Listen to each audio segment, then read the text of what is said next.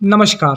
भारतीय इतिहास में आज एक ऐसी महिला की पुण्यतिथि है जिसको शायद ही लोगों के दिलो-ज़हन से कभी भुलाया जा सके। इस महिला का नाम था फूलन देवी।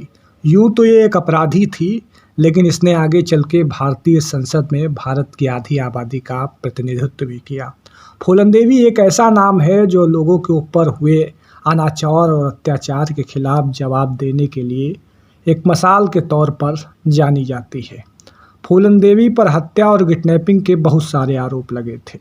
वो फरवरी की एक सर्द सुबह थी। मध्य प्रदेश के भिंड के बाहरी इलाके में 21 साल की फूलन देवी एक अस्थायी स्टेज पर चढ़ी और तत्कालीन मुख्यमंत्री अर्जुन सिंह के सामने सरेंडर कर दिया।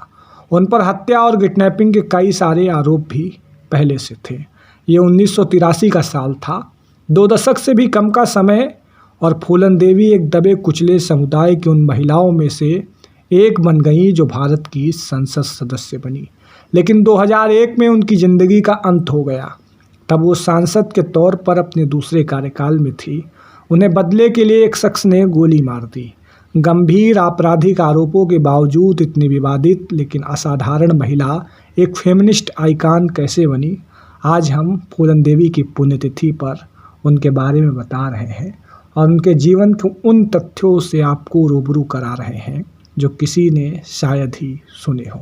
तो आज आपको हम फूलन की कहानी सुना रहे हैं। 12 फरवरी साल 1983, भिंड, मध्य प्रदेश। एक ऐतिहासिक पल के साक्षी बनने के लिए 8000 से ज़्यादा लोग और 300 पुलिस वाले जुटे हैं। ये पहली बार था जब भारत उसे देख रहा था। कुछ के लिए वो अपराधी थी और कुछ के लिए हीरो। हालांकि सब लोगों के लिए वो थी बैंटेड क्वीन, जिसको एक नाम मिला हुआ था नया। शुरुआती दिन साल 1973, घोरा का पूर्वा, उत्तर प्रदेश। फूलन देवी की पितृसत्ता से लड़ाई काफ़ी जल्दी शुरू हो गई थी। 10 साल की उम्र में उसकी शादी एक गाय और साइकिल के लिए 45 साल के एक अधेड़ उम्र के आदमी से करा दी गई, जिसकी पत्नी मर चुकी थी। 12 साल की उम्र में गर्भवती फूलन पति को छोड़कर अपने घर वापस लौट आई। उसके ऊपर तमाम प्रकार की फप्तियाँ कसी गईं। फूलन ने इसमें खुदकुशी नहीं की। इसकी बजाय वो बड़ी हुई, चोरी के लिए जेल गई और उसके पति और प्रेमी भी रहे। साल 1979 ये बदल गया जब एक खूंखार डाकू बाबू गुज्जर ने फूलन के गांव में डेरा डाला। एक रात उसने अपने घर के बाहर जूतों की आवाज़ सुनी। अचानक से कुछ आदमी टार्च लिए घुसे और उसे अगवा कर लिया।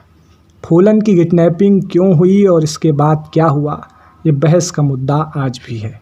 बाबू गुज्जर ने अगले 72 घंटे तक फूलन देवी का रेप किया। चौथे दिन गैंग के सदस्य विक्रम मल्लाह से जब ये नहीं देखा गया तो उसने गुज्जर को गोली मारकर हत्या कर दी। अब फूलन उसकी प्रेमिका बन गई।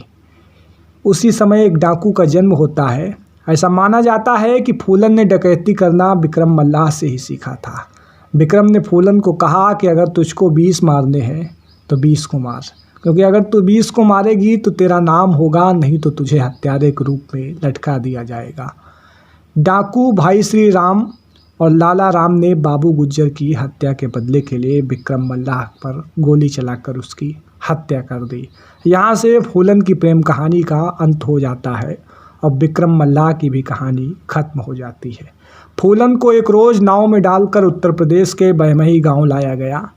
उसे एक झोपड़े में बंद कर दिया गया, जहां ठाकुरों ने बारी बारी से उसका तब तक रेप और बलात्कार किया जब तक उसे होश नहीं चला गया।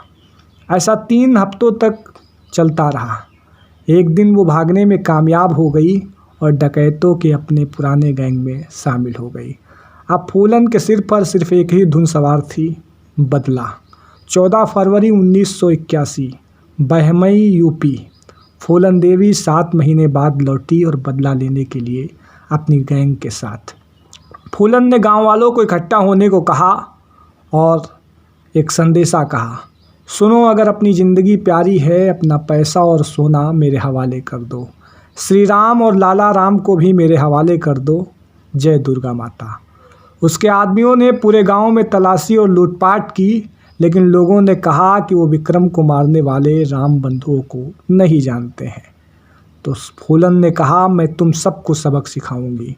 उसने 30 आदमियों को एक लाइन में खड़े होने को कहा और उन्हें घुटनों के बल बैठा दिया। गोलियों की तड़तड़ाहट से पूरा गांव गूंज उठा और सभी 30 आदमी जमीन पर गिर पड़े, जिनमें से 22 की मौत हो चुकी थी। फूलन देवी ने 2 साल बाद सरेंडर कर दिया। 11 साल जेल में बिताए, लेकिन इन हत्याओं का कभी मुकदमा नहीं चला। 37 साल बाद जब फूलन देवी की एक अच्छी उम्र हो चुकी होती है, अर्थात फूलन 37 में पहुंच चुकी होती हैं, फूलन दूसरी बार सांसद बनी।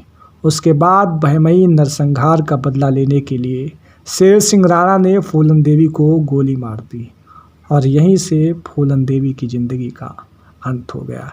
लेकिन ये फूलन आज भी अपने अधिकारों के लड़ने के लिए जानी जाती है। फूलन आज भी आधी आबादी का सिरमौर का वो सेहरा है जो जब भी कोई विपदा या परेशानी पड़ती है तो फूलन को ज़रूर याद करती है। तो ये था फूलन देवी से जुड़ा हुआ कुछ किस्सा जो हमने आपसे साझा किया। आज फूलन देवी को पुण्यतिथि है और फूलन देवी को उन तमाम महिलाओं की तरफ से श्रद्धांजलि जो आज भी अपने अधिकारों और हक हकूक़ के लिए लड़ रही हैं। मेरा नाम आयुष तिवारी है और आप वॉक्सी टॉक्सी हिंदी पर बने हुए हैं।